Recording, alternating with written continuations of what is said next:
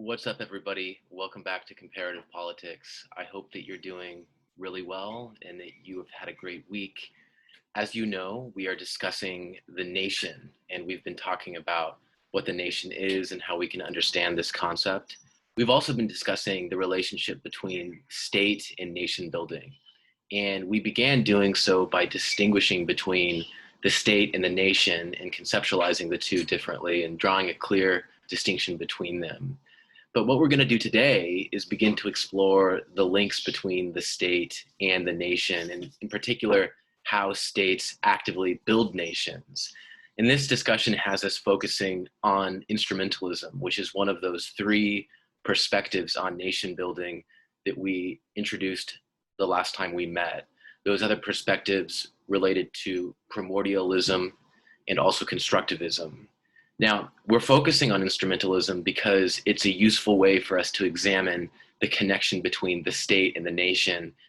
These two concepts, though they are distinct, we do know that they are often very much connected, so much so that the concept or the idea of a nation state often stands in for the state or the nation. And so we are going to have this discussion where we explore these relationships principally by looking at the links between them and the different concrete ways that states go about creating those nations. And this discussion will have us thinking about a variety of examples, including the United States, which we'll discuss more openly here in a few minutes later on in this class. But I'm very happy that you're with us this morning and that you're back. I'm very excited to get started. As a reminder, we are recording the lecture and you can view these later as well as the lecture slides too. And so without further ado, let's pick up where we left off and continue discussing nation building by focusing on the state. And so the key question that we confront from the get-go is, what are the links between the state and nation building? And more concretely, by what mechanisms does the state actively create the nation? If we recognize that states are involved in nation building in concrete ways, what are the actual ways that they engage in nation building? What kinds of things are they doing? And this discussion really has us focusing on what we refer to in comparative politics as a causal mechanism. And this is a mechanism or a notion that is widespread in political science and social sciences, but it's especially important in comparative politics because theory building often involves identifying the precise mechanisms that connect independent and dependent variables. A mechanism, from this perspective, can be defined as a portable concept that explains how and why a hypothesized cause contributes to a particular outcome. I'm sorry, everyone, my cats are fighting. They're really, really rambunctious this morning, but I think that they sense that maybe they're a little out of order and that they might be a little quieter as we continue. But a causal mechanism is this concept that explains how and why a hypothesized cause contributes to an outcome.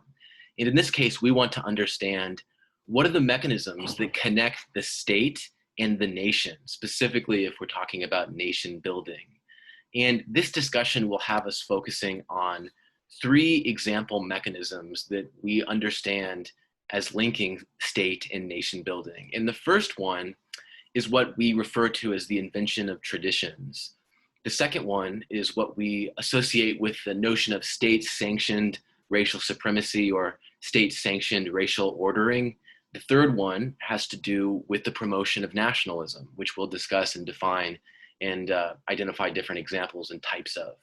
These three types of mechanisms are really the focus for us today. And the rest of the discussion and lecture will focus on kind of unpacking these different mechanisms and looking at how they work and what they mean in practice.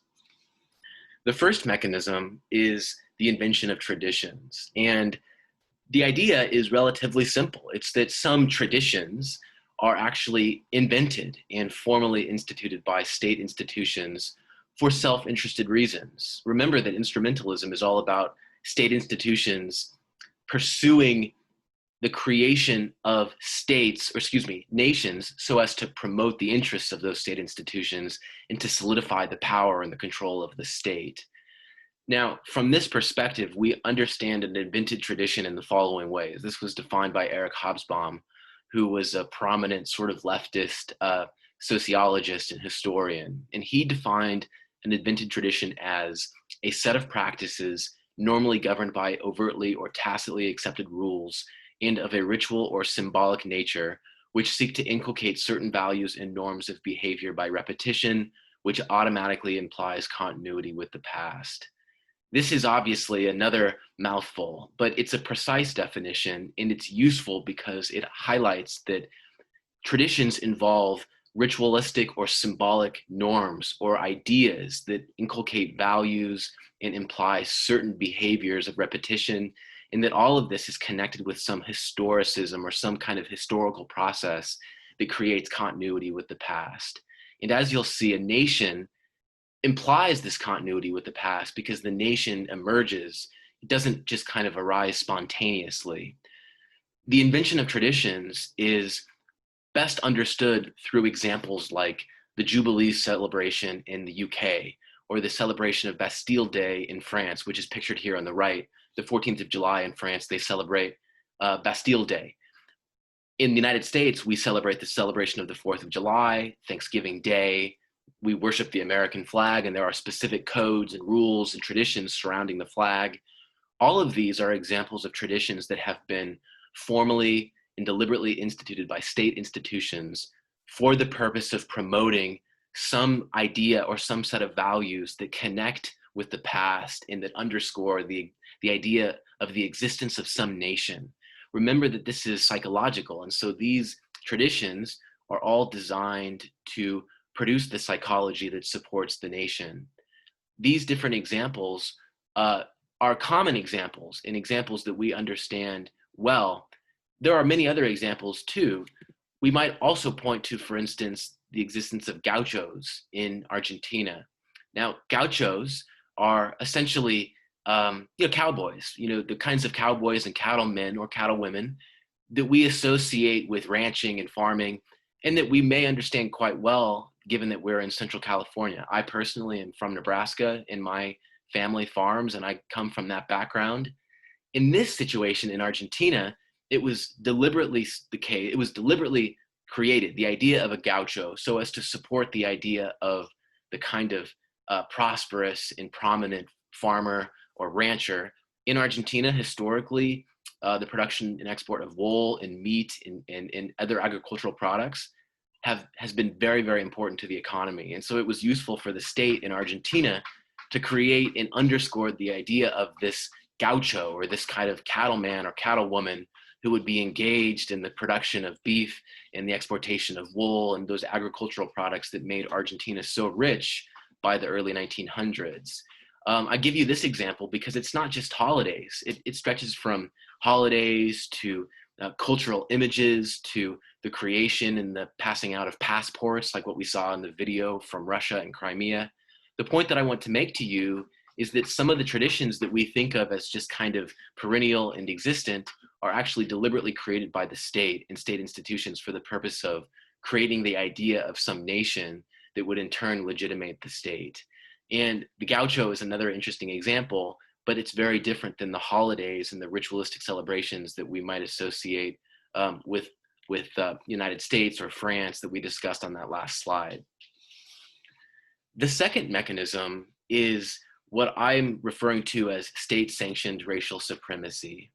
And this one is a little bit more insidious because this gets to the reality that it is states and state institutions and policies that categorize people as Black, white, mulatto, and so on and so forth.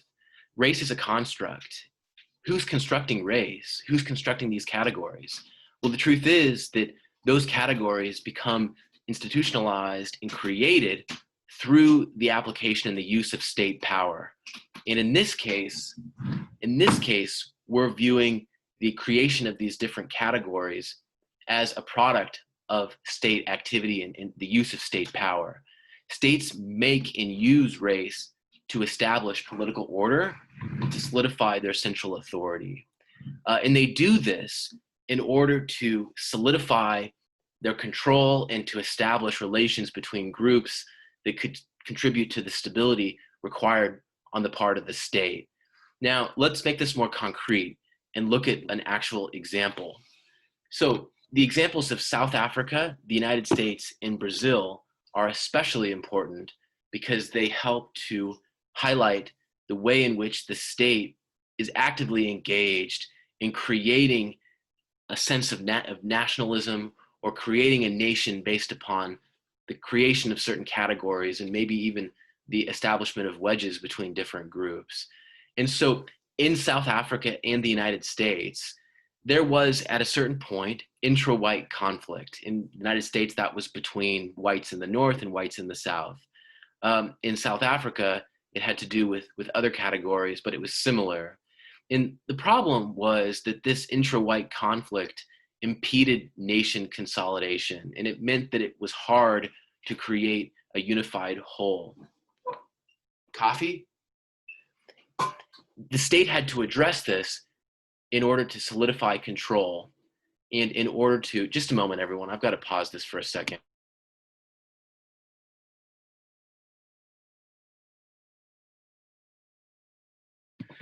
All right, everyone, I'm sorry. It's a bit of a mess here at my place today. We've got cats fighting and other elements of disorder, but I'm going to try to focus here and return to the lecture.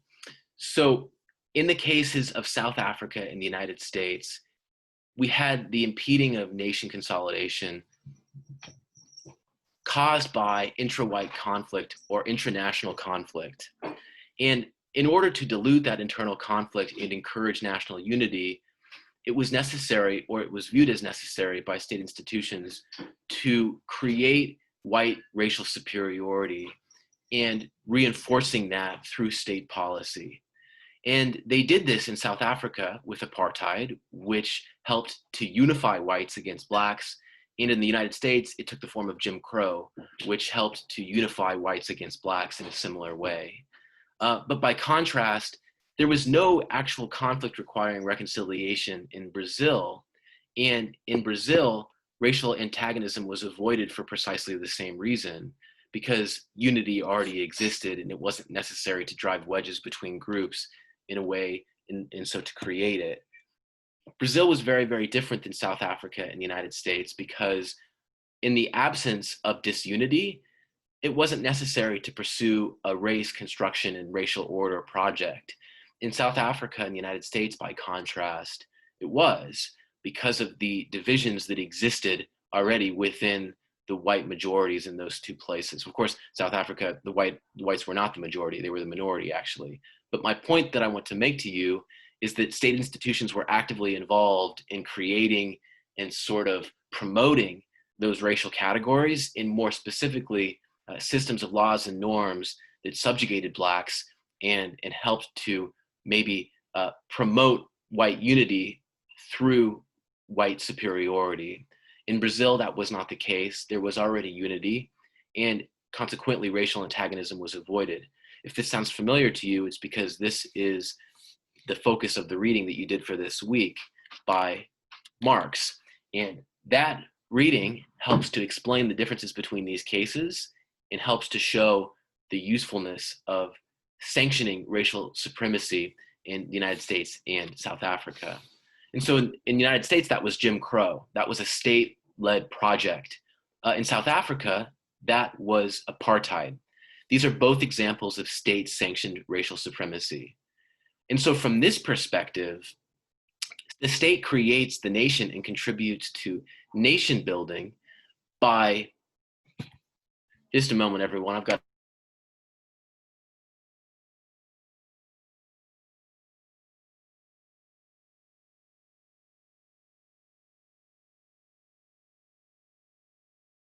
okay. In the United States, this took the form of Jim Crow, and in South Africa, it took the form of apartheid. Jim Crow is represented here on the left with this image. Apartheid is represented here on the right with this image.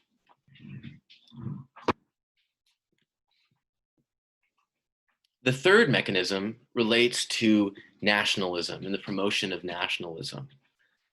Now, nationalism has been understood in a variety of different ways, and we'll define those different ways here momentarily. First and foremost, Gellner defined nationalism as a principle that holds that the political and national unit should be congruent. John Brewley defined nationalism as an argument, a nationalist argument that is a political doctrine built upon three basic assertions. Just a moment, everyone.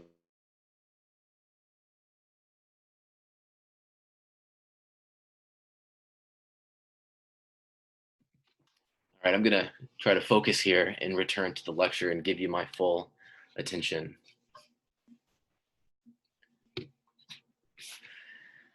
Nationalism is the third mechanism that helps to elucidate the relationship between the state and the nation. And nationalism is understood in different ways.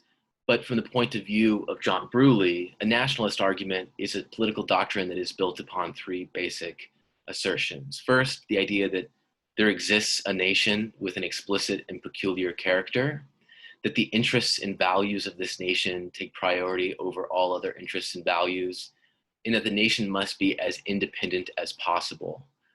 This can require the attainment of political sovereignty.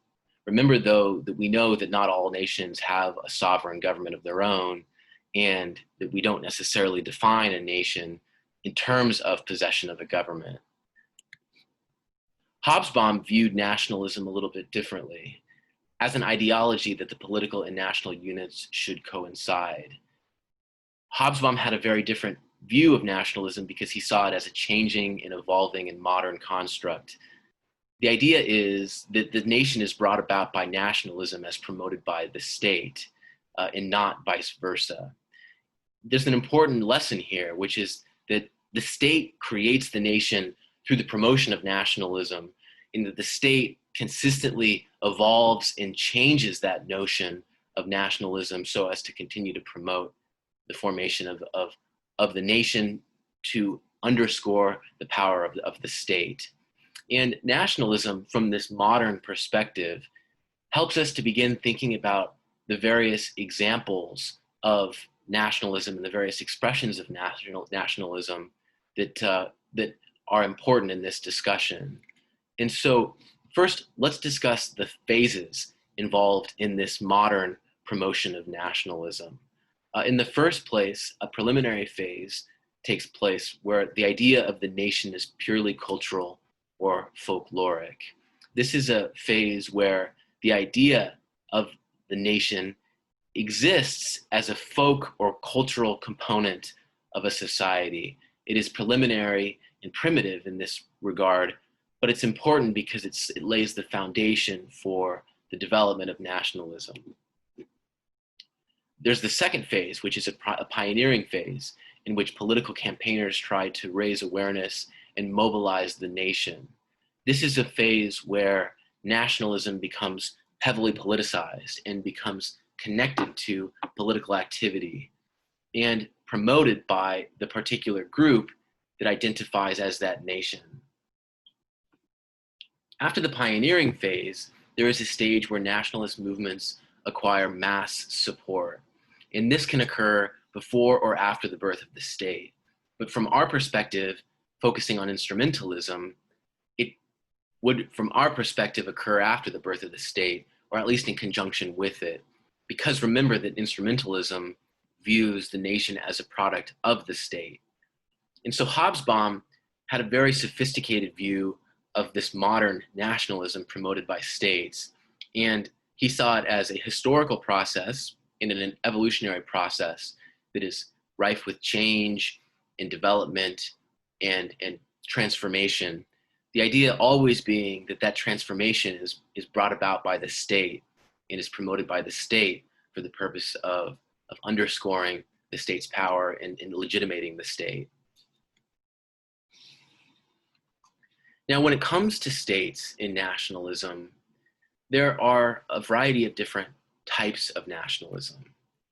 And these different types of nationalism are each different and unique in their own way, but all of these different types help to illustrate the precise role of the state in promoting nationalism or in promoting ideas or cultural attributes that can help to legitimate the state.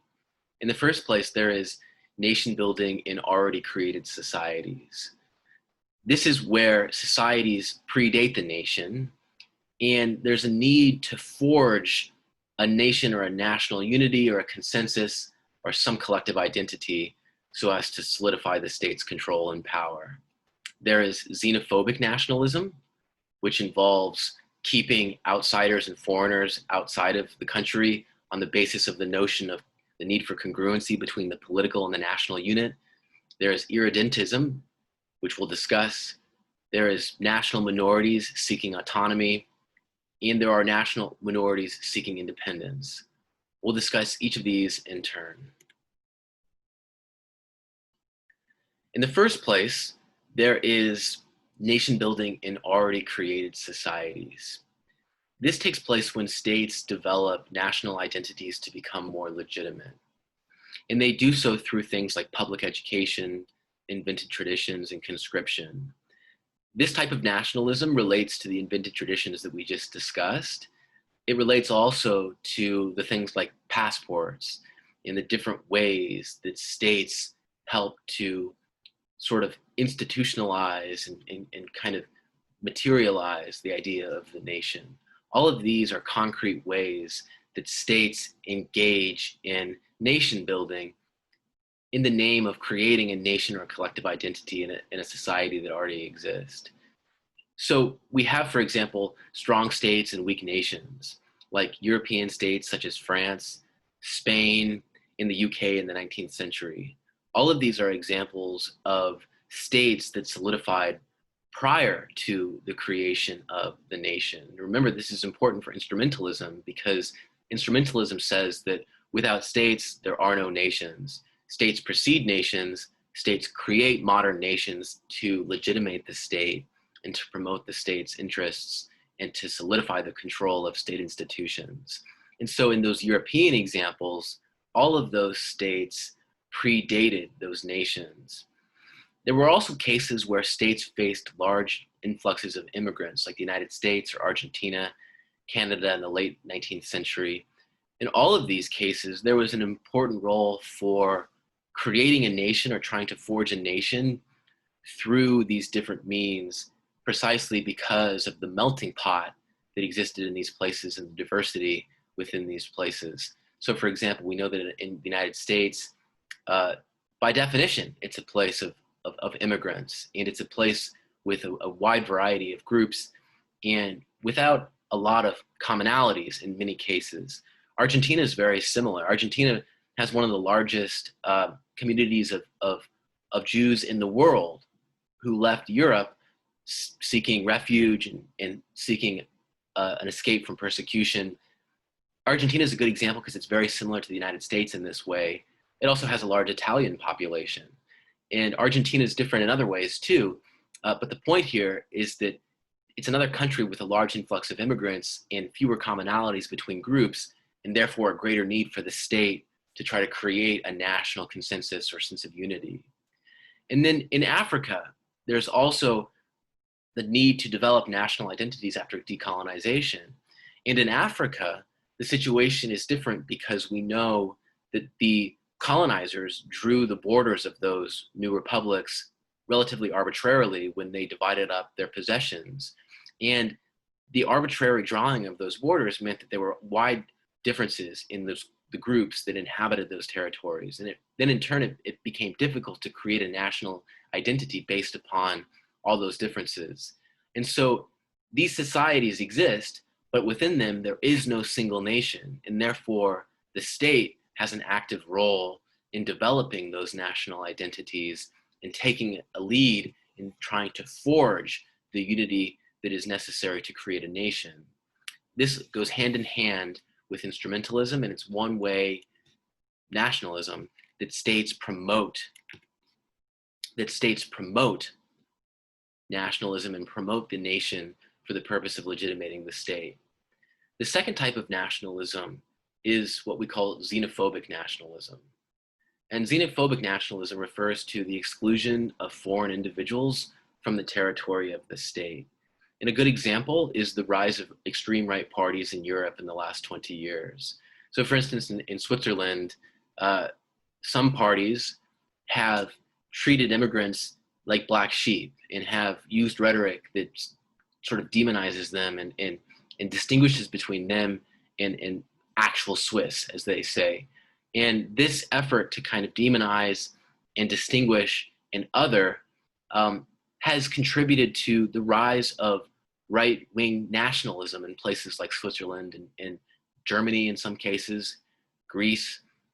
There are a lot of different examples from Europe that highlight the role of these extreme parties in promoting a nationalistic identity or a sense of nationalism.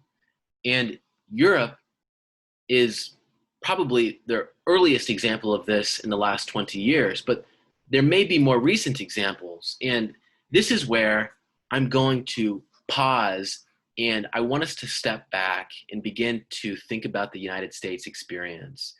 And I want us to think about to what degree the United States today does or does not exemplify xenophobic nationalism of the kind that I just discussed. This kind of nationalism focused on excluding foreign individuals and immigrants from the national territory. This is an important question because we need to begin to connect our experience to what we've seen in history and what we already know about nations and nationalism. And so what I'm going to do is, like before, I'm going to put you in breakout rooms and I want you to talk with your other members of the group and discuss this question. And I want you to think about the extent to which nationalism has become prevalent in the United States and what kind of nationalism that is and what shapes it's taking and how it may or may not be exemplified. And I'd like you to think very, very sort of broadly here and think about how you can engage with these debates by connecting the US experience. And since we're all in the United States, presumably, this is a way for us to begin to reflect on what may be happening in our own backyard. And so please bear with me while I go ahead and stop the share and put you in groups to discuss this.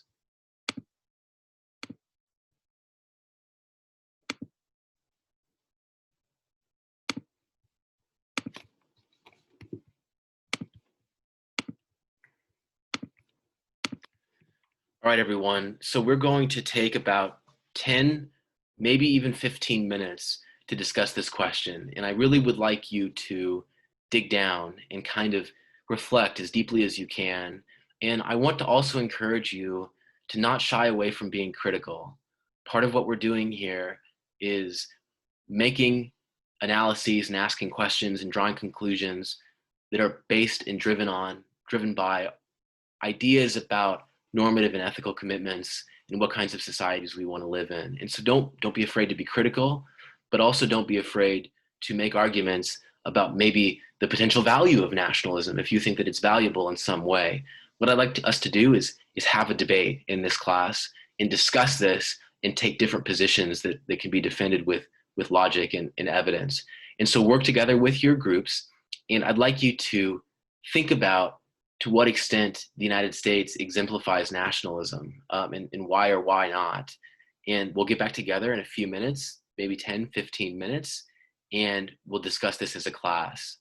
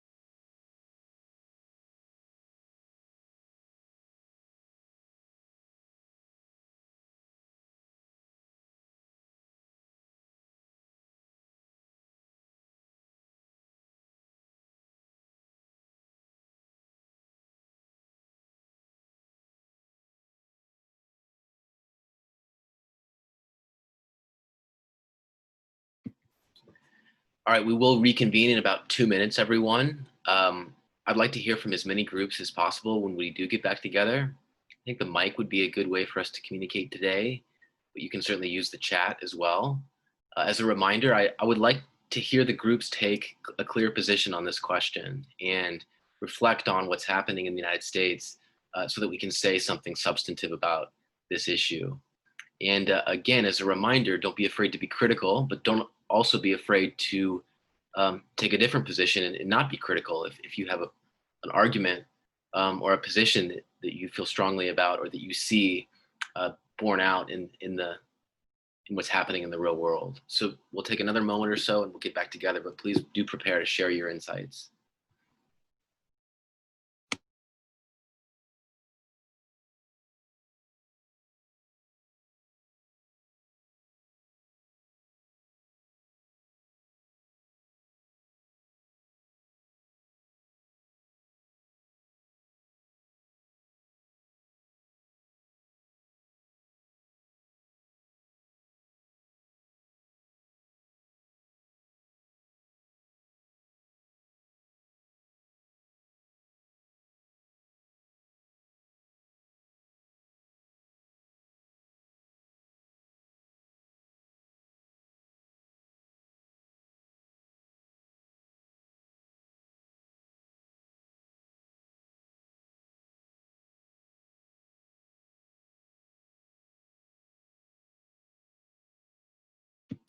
Okay, everyone, I'm going to close the rooms and I'm going to stop the share momentarily so that I can do that.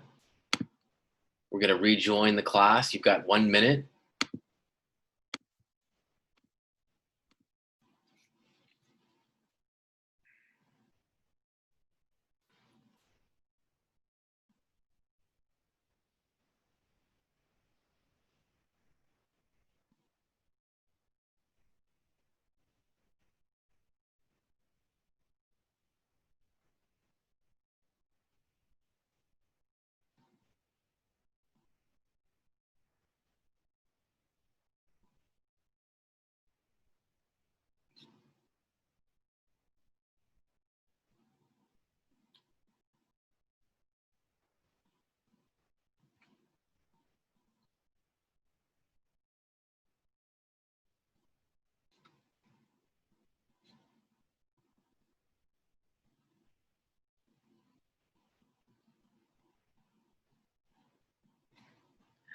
So as we get back together, let's just get started. What do you think? Does the United States today exemplify xenophobic nationalism or nationalism? How so? How so not? Why or why not? What do you think? Let's hear from some groups. Can I go? Yes, of course, Efren. So we were discussing in our group, and I would love for all my group members to also speak, and we were talking about how the United States it mostly benefits a certain group, is for example white people. So it benefits the idea that only they get certain privileges like slavery, immigration policies, only if you the status quo is there to benefit this. And this is a much larger issue because it kind of gives the image of saying only few individuals will prosper while others will be back and will be filled with such negative stereotypes. And also there's something that I kind of pointed out saying the Muslim ban.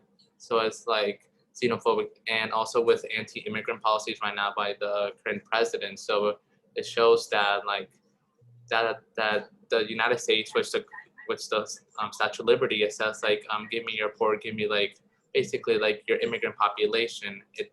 The kind of the dream of the American dream of being an immigrant is not here. It only kind of benefits certain individuals. Yeah. Mind if I pop in after that? Yes, please go, Kevin. So the United States definitely has an exceptional history of xenophobic nationalism, especially in its laws. But it started with, can you guys hear me? Yes. Okay. It started with denying Scottish, denying Germans, denying Italians, etc. So it started with denying white people. Then it went to the Chinese Exclusion Act of 18 something, which was extremely xenophobic. And then currently on the Islam ban, it wasn't an Islamic ban, because not every Islamic state actually got banned from it. So if it was genuinely an example of xenophobic nationalism, it would have been on all Muslim states. It wouldn't have just been on a few for different reasons. Okay, let me respond to that quickly. So, in order for it to be xenophobic nationalism, all Muslim countries would need to be banned. In other words, Or there'd have to be, or there'd have to be some bans specifically on Muslim individuals. okay, go ahead, Caesar. Okay. No, I just wanted to add on to that about the xenophobic nationalism. In my opinion, I do believe that the U.S. is the most prominent example of xenophobic nationalism due to the recent bans on those countries. We like to say that those countries were, homes to terrorist attacks and whatnot, but we also can't ignore the idea that it is a group of people that have had a history, I guess, to this country. And there's also been, in this current administration, we have seen a rise in xenophobic nationalism, I believe, including the Latino group. We have seen that they try to also, ban and limit our immigration into the United States. And I believe that xenophobic nationalism today and in today's age and today's time, the U.S. is the most prominent example of that. And sadly, this country was built on immigrants. Well, not sadly, but this country was built on immigrants. And I believe that we're taking a toll and a different route towards what we were. Thank you, Caesar. Thank you. And thank you, Kevin. Let's hear from some more folks. Could I talk? Yeah. To add on to what Caesar said about how our country was founded on immigration, but if you actually look at the U.S. Constitution, it was brilliant. Not gonna lie, like these people created all these like rules and regulations, but it was founded for like white men, and they, if you read it, you like learn about the 35th Compromise, and our country is founded on this ideal because it's in our legislation. It's really just for a certain group of people, and this has been going on since civilization began, colonization began. I think it's like deeper than just today. Like it's part of all our systems in the world, and it's kind of like sad to think about that. Like that's how our country was brought, and it's just like it will always be there, I think, because it was in the beginning and it's still going on till today. What's really interesting about your comment, Sophia, is that you're pointing out that there's like this historical component, right? Like it goes back to the beginning. And what's interesting is that was part of the definition of invented tradition, and part of the understanding of nationalism is that it's this thing that kind of takes place and unfolds over time, right? It's not like spontaneous or just contemporary. And so in the laws and the development of the Constitution, those are all really good examples. And that clearly shows that it's a kind of thing that is historical as much as it is contemporary. This is excellent. Can we hear from some more folks?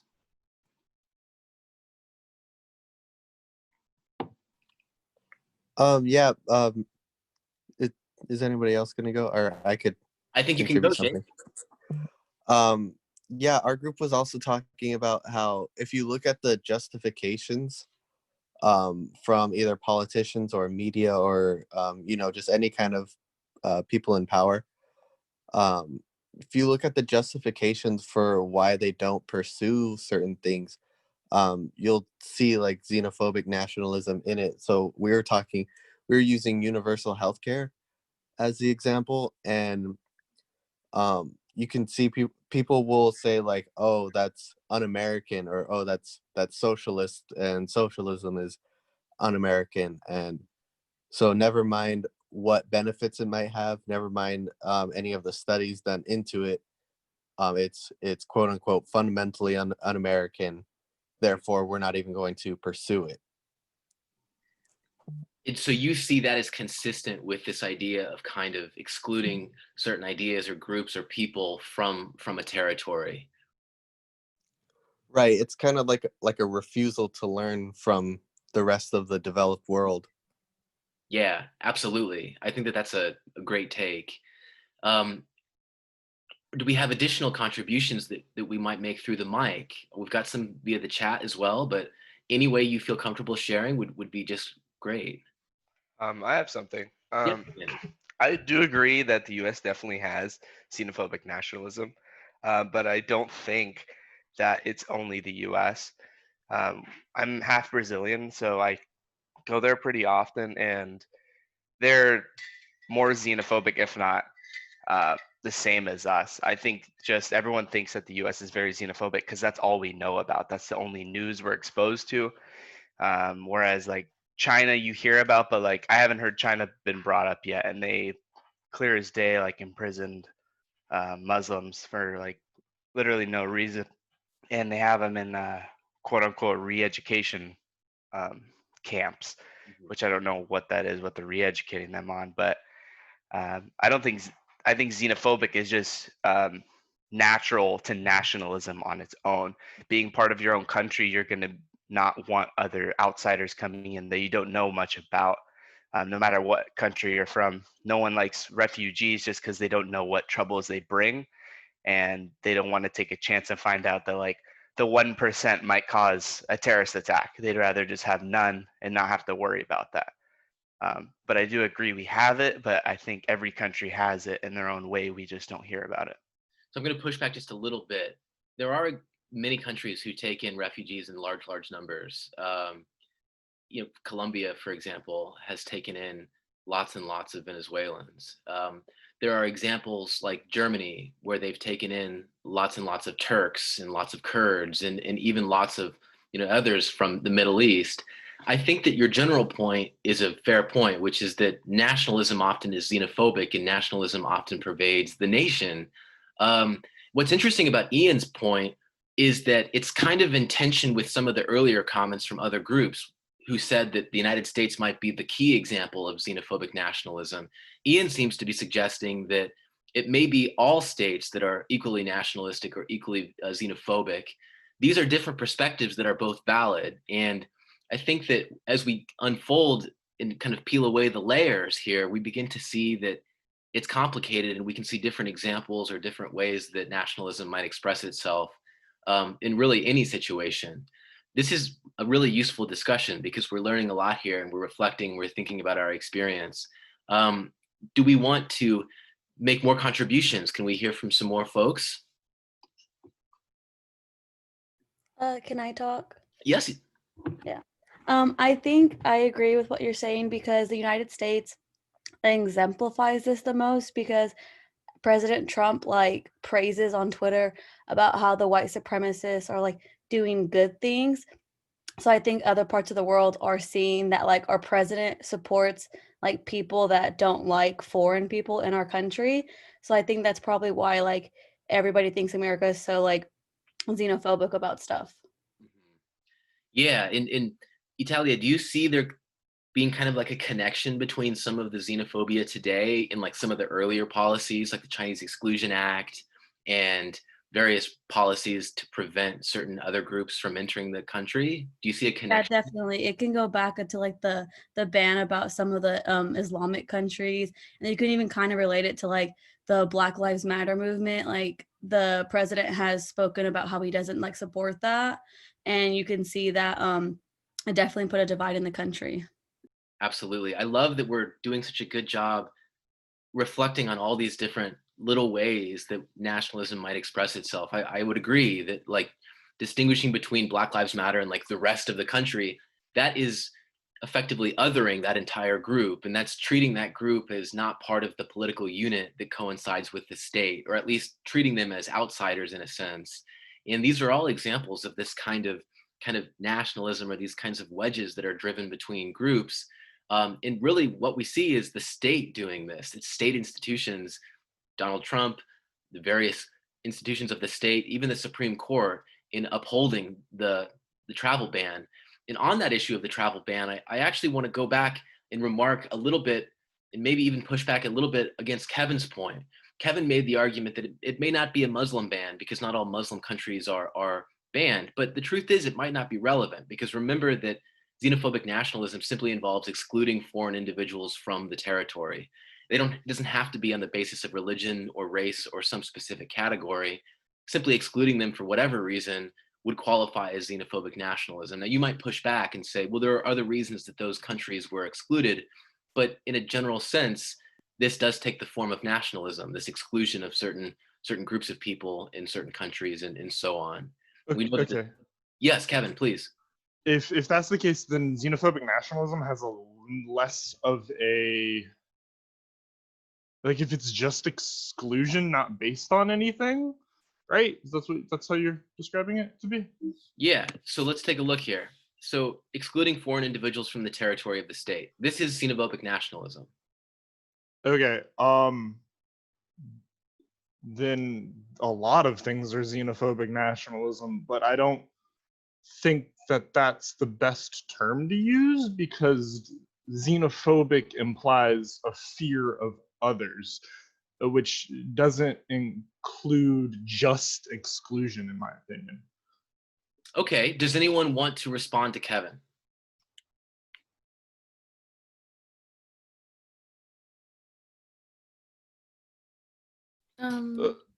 Yeah. I can give a quick example, but go ahead.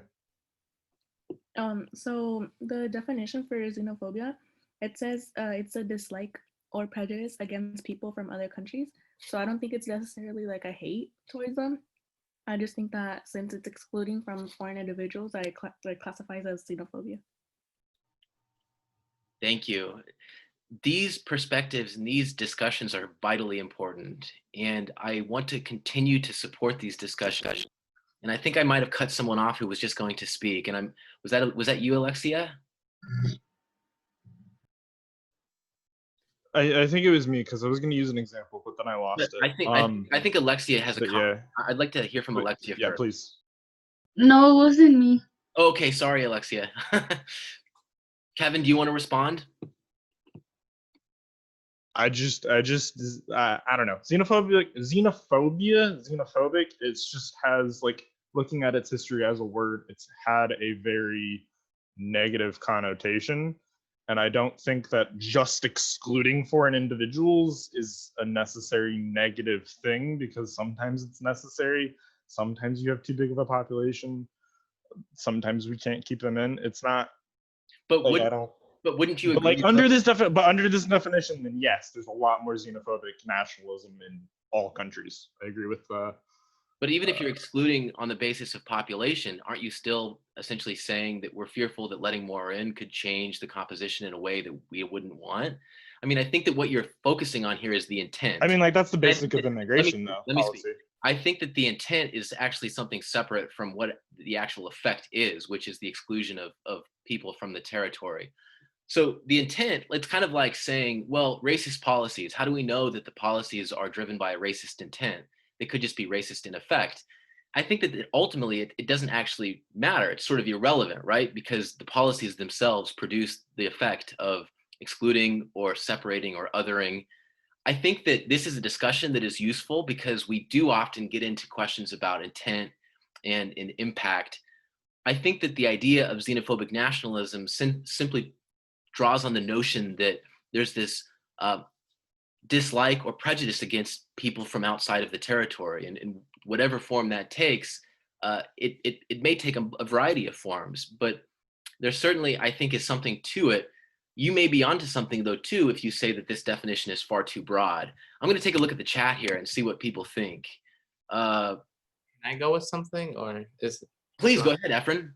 Yeah. So what Kevin said, saying that xenophobic is like it's necessary. Like he or she, or like they them can correct me of what they said, but the person said that it's necessary for some individuals to like have a restriction of whether they come in or not, and I don't think that's like an appropriate like ideology, like saying that like, oh, it's not negative, it's necessary, because like if you're saying that like we should allow some individuals to like not be entered, then you're saying that like we should like, for example, like the European continent that has like a large status quo that benefits them, that is saying that, okay, then we should start creating an initiative to basically restrict them. So I don't think that was like an appropriate comment at all. Like, correct me, like if I heard him, like if I misinterpreted.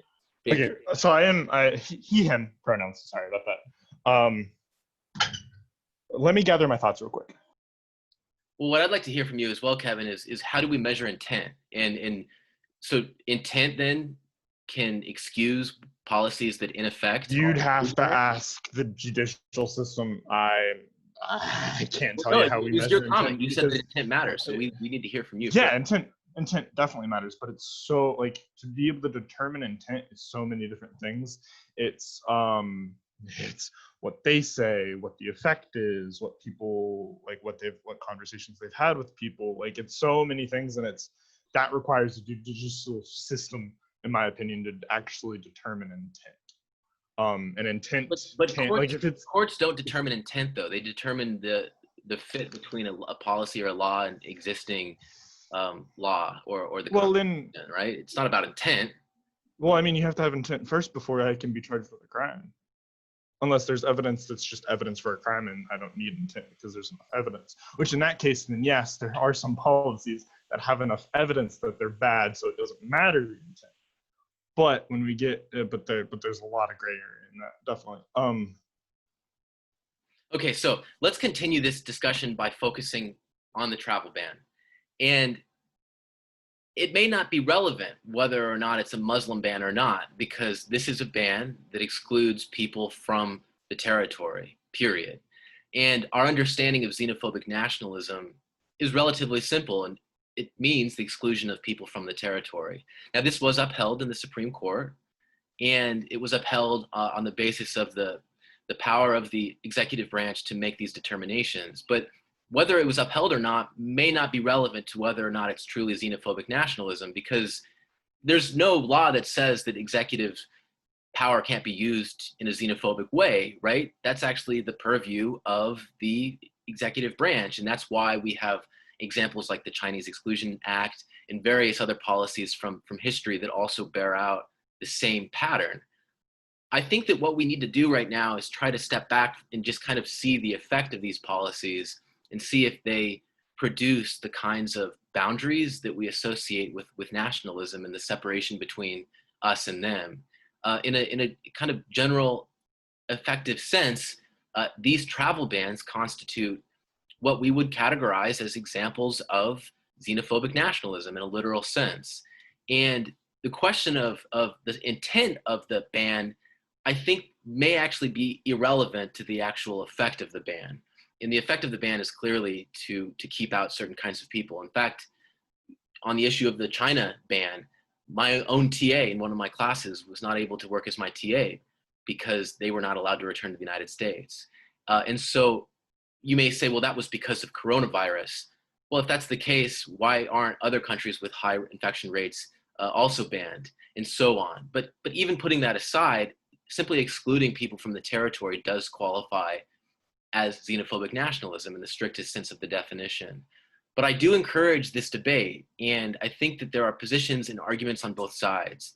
And whether it's xenophobic nationalism, the meaning of that might be the most important question of all. Let me take a quick look at the chat here. There's a lot of activity.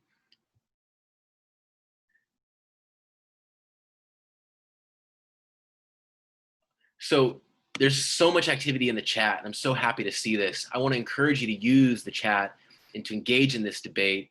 I don't know if we have enough time for me to go through all of the comments, but I will take a look in a few minutes and see where things are going. Let's continue this discussion. I'm happy that we're very much engaged here. This is a discussion that is important to have, and I want to encourage you to think broadly and not feel confined. The third type of nationalism is what's called irredentism. And this is the kind that seeks to create a greater nation that exists beyond the limits of an already existing political unit. So a good example is Greater Serbia. The Serb nation being viewed as existing beyond the limits of a single nation and beyond the limits of a single political unit. Another example is Russia in Crimea, the example that we just discussed on Tuesday, and the annexation of Crimea by Russia in the name of extending and broadening the Russian nation to include the Russian majority in Crimea, which is part, or well, is technically still a part of Ukraine because Crimea has not been recognized internationally as a part of Russia, although Russia still occupies it to this day. These are examples of efforts to extend the boundaries of the nation beyond a single political unit. And this is a Russian project, as far as we can tell, and Putin himself has said that Russia exists beyond Russia, and Russia's neighbors become part of Russia if Russia chooses to make them part of Russia. That is irredentism in its most obvious form, frankly. But there's another type of nationalism that takes place inside those political units, and this is national minorities who seek their own autonomy. And this is a kind that involves seeking reforms to a political system in order to give more authority and power to a national minority. And so the example of Scotland and the United Kingdom and the continual effort to become more autonomous from the United Kingdom as a whole is an example of a national minority seeking autonomy. We can also take a look at the fifth type, which is national minorities seeking independence. These minorities go even further than settling merely for autonomy. And a good example is Catalonia, which is part of Spain. This part of nationalism involves seeking independence for a national minority that's locked within another nation state. And Catalonia is one of the best examples because of the protracted struggle of the Catalonians to free themselves from Spain and to create and win their own independent nation state. Now, this is a set of types of nationalism in a set of examples that are obviously hotly debated and controversial. And what I want you to know is that this is a good thing. It's good for us to disagree about the meaning and the significance of these different policies and whether it fits the definition of xenophobia or not. These debates are important because these debates take place within nations. To the extent that there's an American nation, we should be asking questions about, well, what does that mean? Does that mean that we may place limits on the entrance of certain groups or certain people from certain countries? Does that mean that the American nation has already been created and therefore we can't allow others in? And does that mean that we're xenophobic or not? Or what is the foundation or the reason for these exclusions or creating these differences between us and them? These discussions take place within nations, and the conclusions that we reach will influence the policies that we choose and that we support and that we view as valid and as just and as acceptable or consistent with maybe democracy or the ethical or the moral values and commitments that we've already committed ourselves to. So this is a difficult discussion to have, and I knew today that we would struggle to kind of clarify our position as a group because I knew that there would be multiple perspectives, and this is excellent because even though we are a nation, presumably, or maybe we aren't, the point is that these discussions take place within that nation and there are differences in the process of social construction involves sorting out these differences and deciding what is and is not xenophobia or nationalism or so on and so forth. Let me take a look at the chat. So we've got a lot of discussion here, a lot of really good interaction between students. I think that this is a good discussion to have, and I recognize that this is a debate that's being played out here within the chat between students, and for that reason, I want to kind of continue my own discussion here in the lecture, and I'd like you to continue to debate this, but I want to kind of say really the broadest thing I can say about nationalism, and this is my own contribution to the debate. What is kind of hovering over this debate that is playing out in the chat and between us here in the class is whether nationalism is sort of, inherently bad, or if it's just a part of the nation and a part of politics. And what I want to tell you is that it's actually more nuanced than that. And I want to kind of hopefully split the baby here and take a position that may satisfy all of the different positions here in the class. And what I want to tell you and suggest is that nationalism is not necessarily good, not necessarily bad, and not necessarily always ugly. There's the good, the bad, and the ugly. And let me explain what I mean. The good part of nationalism is what we would think of as civic nationalism. And this is where a nation is a community of people who are committed to a common destiny. They're tied to the idea of common loyalty to the territorial homeland and its institutions, its history, and so on and so forth. This is a sense of solidarity and a sense of shared fate and mutual fate, a common destiny connected to the idea of loyalty, territoriality, homeland, institutions, etc. This is a civic nationalism of the kind that we teach in grade school and that we learn about as we come through the system. This is the kind of nationalism that can benefit any state and that may not necessarily imply, creating an other or distinguishing between us and them. But there's also the bad, and that's the cultural nationalism that often can kind of hover over the civic nationalism. The cultural nationalism involves this kind of backward-looking nationalism that emphasizes beliefs of common ancestry, cultural similarities, language, religion, historical experience, etc. This is a backward-looking nationalism because it doesn't focus on the possibility of creating a future or a solidarity together and creating and constructing a unity together. Instead, it focuses on these objective differences like religion or language, these kind of primitive differences that will always separate groups and will always turn them against each other if they choose to focus on those differences. We call it backward looking because it doesn't allow for the possibility of social construction. Now, the ugly part of nationalism is ugly indeed. And the ugly is the fact that, generally speaking, all forms of nationalism are based on the exclusion of the other. Just by definition, to say that there's a nation, you're saying that there are people in that group and there are people outside of that group. And this creation of the other is problematic because it can lead to scapegoating, it can lead to unfairness, it can lead to division, and it can lead to civil conflicts. And that ugly part is ugly indeed because it can breed the conflict that would pull us apart and prevent us from constructing a social order where we all share an identity or a sense of mutual fate. And I want to emphasize then that although we have a variety of positions on this issue, there's a little bit of truth to all of them. If we say that nationalism can be positive or beneficial, that's true, it can be. If we say that nationalism can be bad and exclusionary and backward looking, that's true, it can be. If we say that nationalism is ugly and can lead to unfairness and division and conflict, that's also true. In all of these examples and all of these forms that it can take, there's this distinction between us and them that is drawn. And the nation requires that distinction for the nation as a concept to really exist. Now we've got a couple minutes here, and I want to take a look at where we are in the discussion. So we've got a lot of really good discussion here, and I'm so happy that we would be engaging this question. I want to ask you as a class individually, what do you think is sort of the takeaway here? Do you think that nationalism is a force for good? Do you think that it's a corrosive force? Do you think that it's an ugly force? Do you think that we benefit from nationalism, or are we harmed by nationalism? Is there something about nationalism that we can't do without?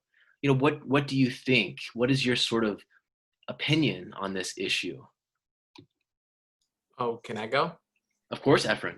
I'm just I know that some people hop on quickly, so I'm just making sure.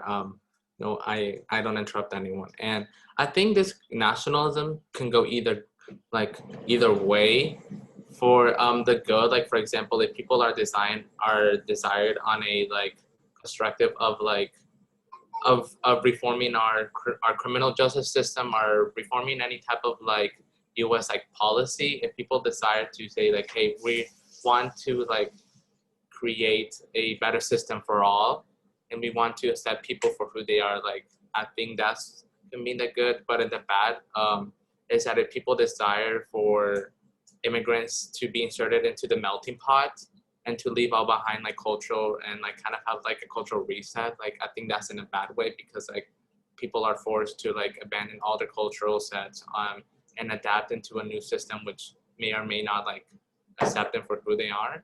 So like I said, it can go either way because it kind of arises for civil conflicts and unfairness while at the same time it kind of creates this prosperity of reforming and like an equal like system within a nation or a state. This is a question for Efren or anyone else. Do you think, though, that in order for us to believe in a common destiny, we have to dispose of our sort of cultural distinctiveness and maybe the specific experiences we've had as groups, or are we able to kind of hold them simultaneously? So, for example, can blacks and whites and Muslims and Christians believe in a common destiny, or do they have to exclude and forget about their differences, or can they do both of those all at the same time? Can I go? Yes, Sophia. I think it's important to have tolerance. I think if you have tolerance for someone else's culture, I think that is what creates unity because you realize, oh, that person thinks differently than me. I think different. Why don't we like come to a middle ground maybe and respect each other? Because I think also about nationalism, I don't think it's a good thing because for me, this is my opinion, but I think it's who holds the power at the end of the day is what's really going to determine the rhetoric that's being used. Mm. And for me, like right now, I don't feel comfortable because I don't think this administration represents everyone, and like America should be a true democracy in my opinion, and it should represent everyone. To go back to what Efren said, yeah, I don't think you should take someone else's culture, but a melting pot is of all cultures, and I think you should learn about all cultures and like educate yourself about the world, because one culture is just not, for me, it's just not satisfying. I think there's so much out there that you can learn from, and I think that's like that's what I like took away from like. Thank you for sharing, Sophia. Jorge, did you want to make a comment? Yeah, I did, but I kind of forgot. So let me just get it back together. No problem. Let's just take a second, and I'd love to hear from you if you can get back to it. But Sophia made a really interesting comment, and what I wanted to sort of pose to you before we leave is, do you think that to the extent that this administration may be nationalistic, do you think it promotes a civic nationalism, a cultural nationalism, or something else? And it seemed that maybe Sophia was suggesting that the administration may be promoting a cultural nationalism.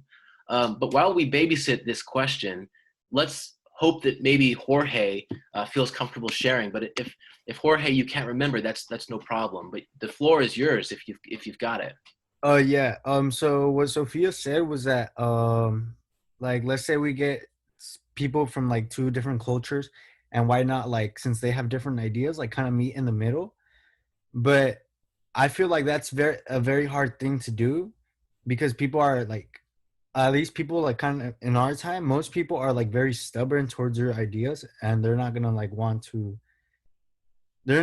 share it. So I don't think that's like really a thing we could have, especially here in the US, because people are like right now, the blacks and the whites, they're like really separated. So because of everything that's going on, so having two different like cultures or like ideologies, that's gonna be like, I think is like nearly impossible. Okay. To like meet in the middle. Yeah. Thank you, Jorge. So this has just been such a lively discussion, and I'm so happy that we could address these issues. And as we depart, I want to remind you that these conversations are challenging and difficult, and it's healthy and natural for us to disagree on important issues. This is the essence of forming a larger whole, where we have a discussion and we listen to each other and we respect differences, but we also believe in maybe a commitment to some common destiny that we can all work towards. And so in a way, our discussion today really actually illustrates the nature of of what it means to be part of a community and how you may have differences that you put aside and respect in the name of maybe some larger objective. Now, the debate is not over, and we'll address these questions in other forms going forward. But as we proceed, I want you to remember that nationalism takes different forms, that it can be good, bad, or ugly, and that the nation and the state are intimately linked, and that the state is often involved in constructing the nation for the purposes of legitimating the state. And that brings about all sorts of outcomes that can be good, bad, or ugly. And so I want to thank you from really the bottom of my heart for opening yourselves up and having this lively discussion in addressing issues that may be uncomfortable and challenging and that maybe make us cringe, but are so important for us to discuss. So this does end the discussion and lecture for today. I'm going to go ahead and stop the recording. You are free to go. You can stick around and ask me questions or make comments if you'd like. I'll be here for a while. But thank you again, everyone, for a very lively discussion, and I'll see you next time.